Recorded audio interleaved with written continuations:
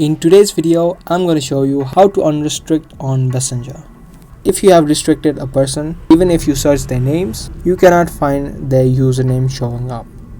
Now, in order to unrestrict them, you simply need to tap on the three lines on the top left of the screen and tap on the settings option right here.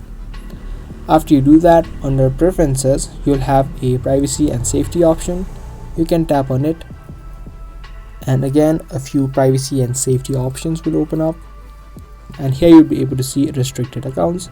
You can easily tap on it and it's gonna give you all of the accounts that you've restricted. Simply tap on the names on the person that you want to unrestrict, and now you can see an option of unrestrict right here. You can tap on it, and there you go. You have successfully unrestricted an account on Messenger. So I hope this video was helpful to you. If it was, make sure to subscribe and also give this video a thumbs up. That's gonna be all for today, and I'll see you in the next one.